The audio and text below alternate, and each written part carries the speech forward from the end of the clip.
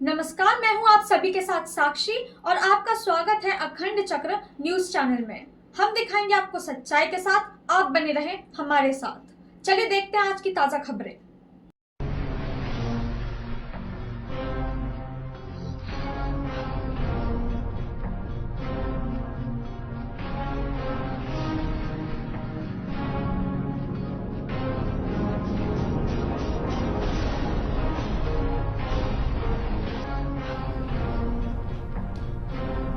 Gujarat cabinet में cabinet के विषयों के पूर्व माननीय मुख्यमंत्री जी ने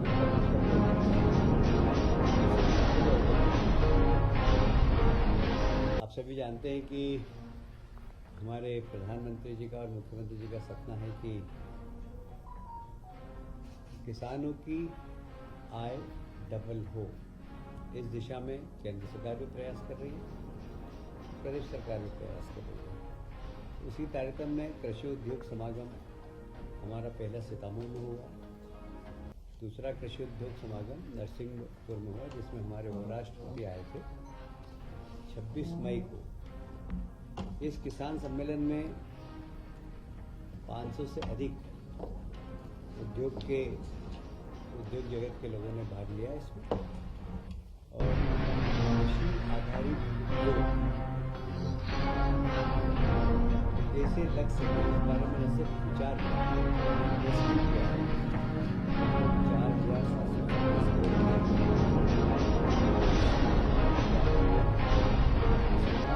4,700 लोगों को रोजगार कुल मिलाकर कृषि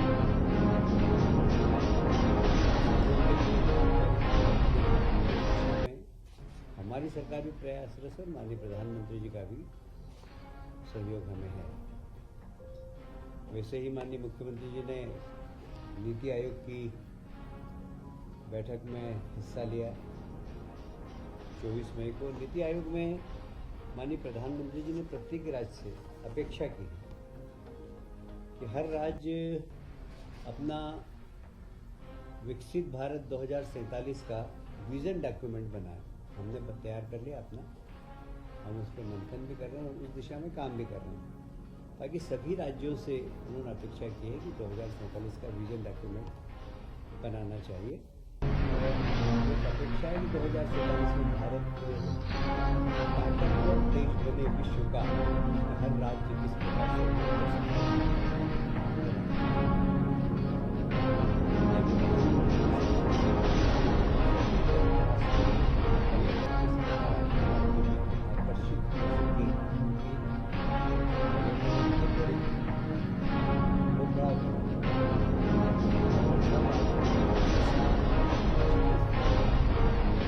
कोई पर्यटक स्थल बने जो हम पूरे दुनिया को दिखा सके कि आप फलाने राज्य में ये वाला है फलाने, इससे कि अंतर्राष्ट्रीय पर्यटक हमारे देश में आए और अंतर्राष्ट्रीय जब लोग आएंगे तो निश्चित रूप से हमारे यहाँ लोगों को रोजगार भी मिलेगा।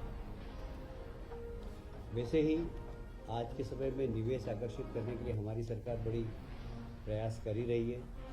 प्रधानमंत्री जी ने सभी राज्यों से अपेक्षा की है कि निवेश अनुकूल चार्टर बने। आपकी जो उद्योग करने की नीति इस प्रकार की हो जिससे आप निवेश करने वाले लोगों को आकर्षित कर सकें। जो निवेश बहुत अच्छी हो, जल संसाधन के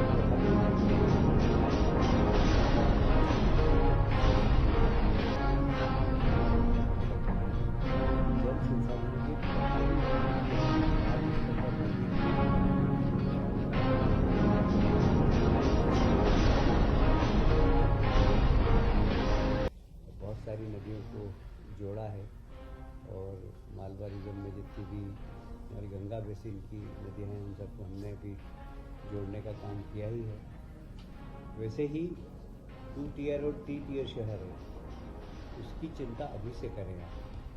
वहाँ पर योजनाबद्ध तरीके से उस शहर का नियोजन हो, क्योंकि क्या होता है कि लोग सिर्फ मेट्रो सिटी तक ध्यान देते हैं, तो 2 टियर और 3 टियर सिटी पर ध्यान नहीं देते हैं। तो माननीय माननीय प्रधानमंत्री जी ने सभी राज्यों के मुख्यमंत्री जी से अपेक्षा की है कि 2 टियर और 3 टियर सिटी को भी मास्टर प्लान बनाकर उनको ठीक तरीके से नियोजन की कार्रवाई अभी से प्रारंभ करें। तो जैसे ही बढ़े वहाँ पर भी लोग अच्छे नियोजित शहर में नारी सशक्तिकरण आप सब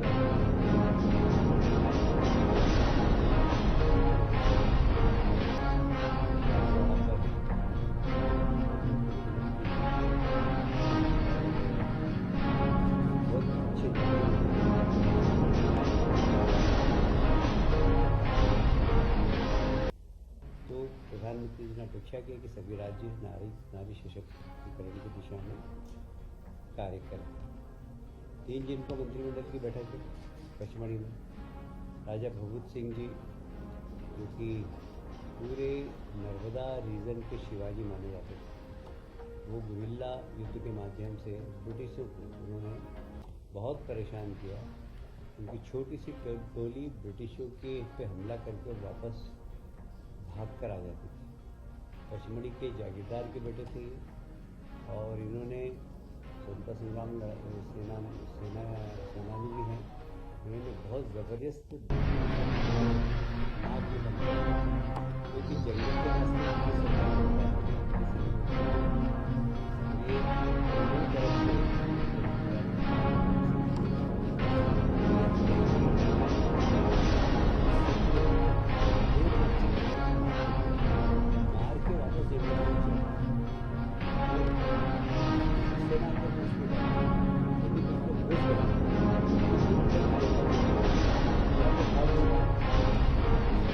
गुरिल्ला युद्ध लड़ा और उनके प्रति सम्मान प्रकट करने के लिए हम 3 जून को मंत्रिपरिषद की बैठक पचमढ़ी में आयोजित कर रहे हैं।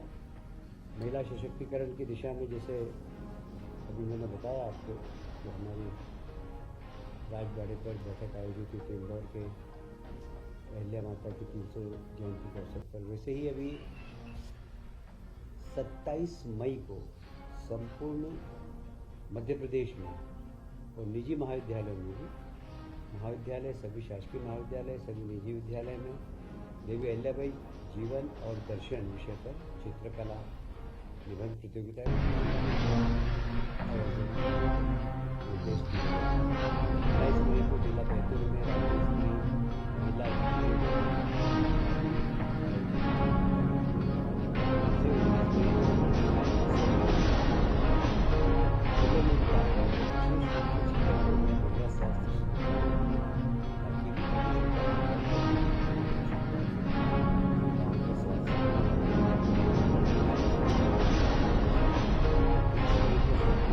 राज्य स्तर पर भी विशेष स्वास्थ्य शिविर का आयोजन है। विशेषकर ब्रेस्ट कैंसर की स्क्रीनिंग करने का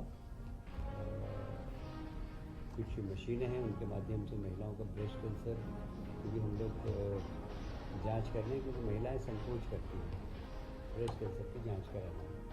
और ऐसा माना गया है कि एशिया के अंदर 10 में से 1 महिला को ब्रेस्ट कैंसर की संभावना है। तो इसलिए इसको टारगेट करके महिलाओं को ब्रेस्ट कैंसर की जांच करें। साथ ही हीमोग्लोबिन की जांच करना, पोषण सलाह, स्त्री रोग विशेषज्ञ से परामर्श, ये सब महिलाओं के ब्लॉक स्तर पर स्वास्थ्य परीक्षण। इस वर्ग के संपूर्ण प्रदेश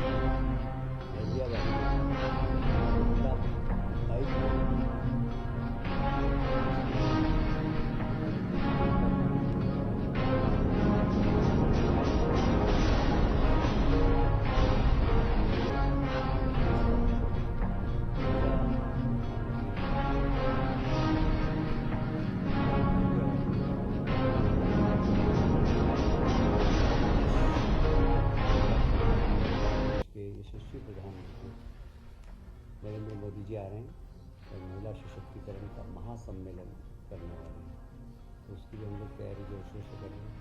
उसके साथ ही वे मेट्रो रेल का उद्घाटन तो करेंगे 31 तारीख को।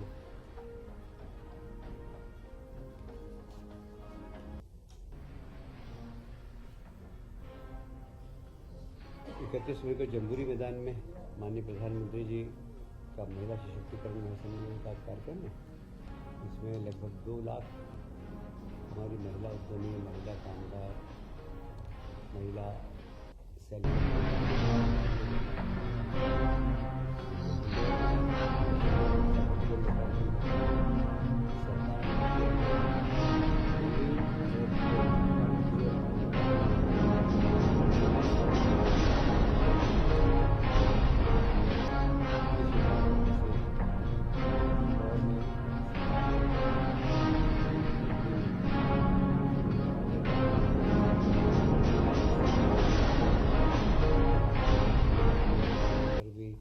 केंद्रीय मंत्री और राज्य मंत्री उपस्थित रहेंगे।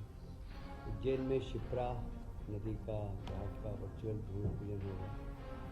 वहाँ पर भी हमारे राज्य के मंत्री भी रहेंगे और केंद्रीय कोई मंत्री वहाँ पर सम्मिलित होगा।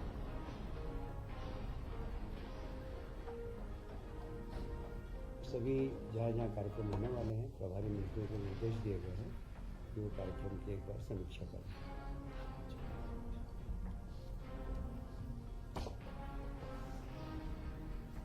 एक बहुत महत्वपूर्ण निर्णय और प्रधानमंत्री जी ने लिया है कि देश के सभी जिलों में देश के चार वैज्ञानिक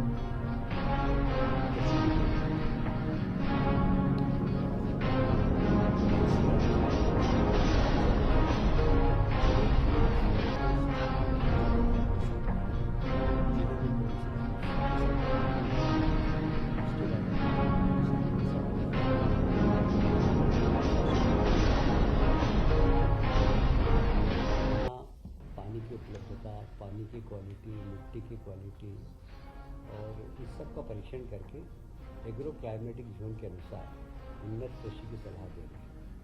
ये एक बहुत महत्वपूर्ण निर्णय है। नीति आयोग में प्रधानमंत्री जी ने लिया था, जो मैंने आपको अवगत करा है।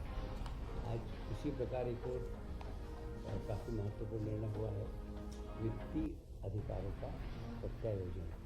वैसे तो पहले से ही हमेशा इसकी समीक्षा होती है, और इसके पहले वित्तीय अधिकार पुस्तिका 2012 में हुआ था, और अब 12 के बाद परिस्थितियाँ बहुत बदल गई हैं, क्योंकि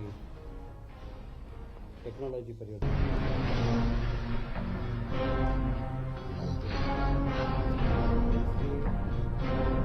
13 वर्षों में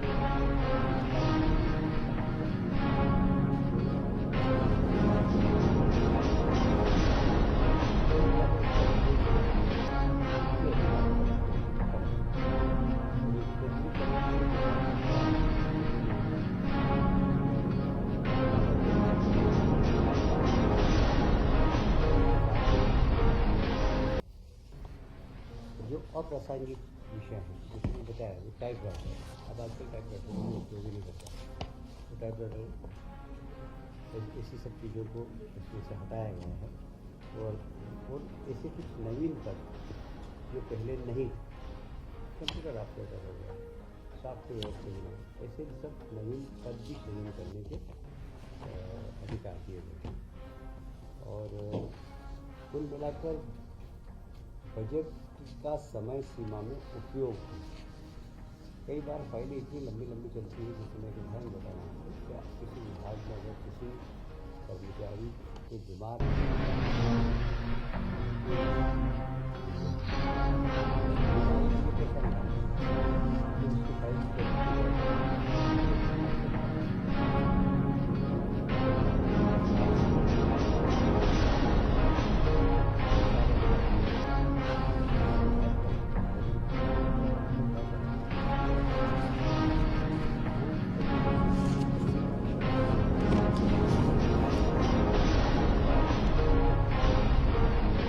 प्रावधान थे वो निकाल दिए गए हैं। कुल मिलाकर अधिकारों का विकेंद्रीकरण किया गया है, प्रक्रिया का सरलीकरण किया गया है। हम ईज ऑफ डूइंग वर्क उद्योग के लिए कहते हैं, ईज ऑफ डूइंग वर्क सरकार के अंदर भी हो, इसका प्रयास है।